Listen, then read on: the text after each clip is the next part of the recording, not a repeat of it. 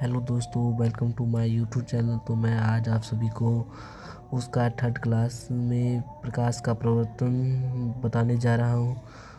Reflection of light के बारे में बताने जा रहा हूँ। तो चलिए स्टार्ट करते हैं। पिछले ब्लॉग में मैं आप सभी को यहाँ तक बता चुका हूँ और इस ब्लॉग में मैं आप सभी को बताना जा रहा हूँ किरण किसे कहते हैं। तो किरण किसे कहते हैं, इसका डिफिनेशन होगा सरल रेखा में चलने वाले प्रकाश का किरण कहते हैं। और इसका एक भी डिफिनेशन होगा प्रकाश जिस सीधी रेखा में गमन करता है उसे उस दिशा पथ को ही किरण कहते हैं। किरण पुंज या प्रकाश पुंज, इसका डिफिनेशन होगा परिभाषा प्रकाश के किरणों के समूह को किरण पुंज या प्रकाश पुंज कहते हैं। प्रकाश पुंज किरण पुंज 3 प्रकार के होते हैं। तो चलिए जानते हैं कितने प्रकार के और कौन कौन प्रकार होते हैं। पहला है समांतर किरण पुंज, दूसरा है अभिसारी किरण पुंज, तीसरा है अपसारी किरण पुंज। तो पहला है समांतर किरण पुंज। तो इसका डिफिनेशन होगा ऐसे किरण पुंज जिसमें सभी किरणों आपस में समांतर हो तो उसे समांतर किरण पुंज कहते हैं। यानी कि जितना भी लाइन है वो समांतर है तो उसे ही समांतर किरण पुंज कहेंगे। और दूसरा है अभिसारी किरण पुंज।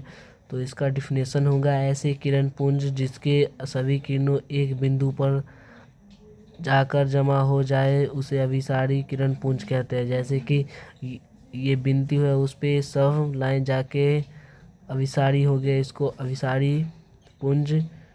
अभिसारी किरण पुंज कहेंगे। तीसरा है अपसारी किरण पुंज। तो इसका डिफिनेशन होगा ऐसे किरण पुंज जिसमें प्रकाश के सभी किरणों एक प्रकार से दूसरे प्रकाश फैलते हुए प्रतीत होते हैं उसे अपसारी किरण पुंज कहते हैं। जैसे कि यहाँ पे बिंदु है उसके जो जैसे कि मान लो कि लाइट से जो प्रकाश निकलता है, जैसे यहाँ पे बिंदु है इससे प्रकाश निकल रहा है तो अपसारी किरण पुंज इसे ही कहते हैं। यानी बता रहे हैं यहाँ पे कि किरण पुंज जिसमें प्रकाश के सभी किरणों एक दूसरे से फैलता प्रतीत हो उसे अपसारी किरण पुंज कहेंगे। तो नेक्स्ट टॉपिक है प्रकाश के गमन के आधार पर पदार्थ के प्रकार। तो पहला पारदर्शी पदार्थ, दूसरा अपारदर्शी पदार्थ, तीसरा परभासी पदार्थ। चलिए तीनों का डिफिनेशन जानते हैं क्या कह रहा है। तो पहला है पारदर्शी पदार्थ। तो वैसा पदार्थ जिसमें होकर प्रकाश की किरणें आसानी से पूर्णतः पार कर जाए उसे पारदर्शी पदार्थ कहते हैं, जैसे कांच हो गया। दूसरा अपारदर्शी पदार्थ, वैसा पदार्थ जिसमें होकर प्रकाश किरणों आर पार ना करे उसे अपारदर्शी पदार्थ कहते हैं, जैसे लकड़ी, ईंट, पत्थर इत्यादि।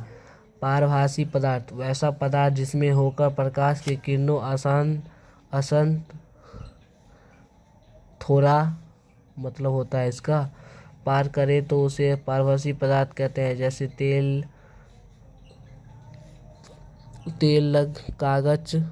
लगा के कागज, घिसा हुआ कांच।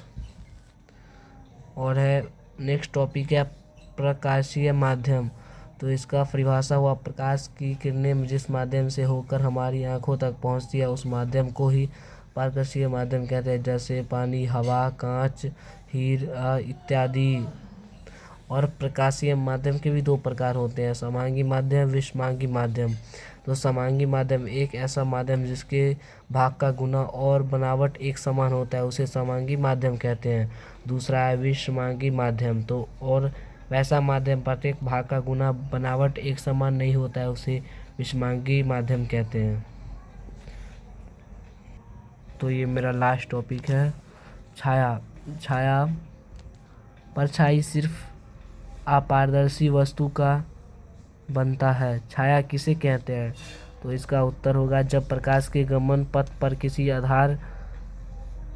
किसी अपारदर्शी वस्तु को रख दिया जाता है तो प्रकाश किरणें उन्हें पार नहीं कर पाती है, जिसके कारण उस वस्तु के पीछे एक अंधेरे जो बनता है उसे जिसे हम छाया कहते हैं। तो आई होप आप सभी को वीडियो अच्छा लगे तो लाइक एंड सब्सक्राइब कर दीजिएगा। आप सभी को इसी टॉपिक पे अगला वीडियो लेके आएंगे, तब तक के लिए धन्यवाद। बाय।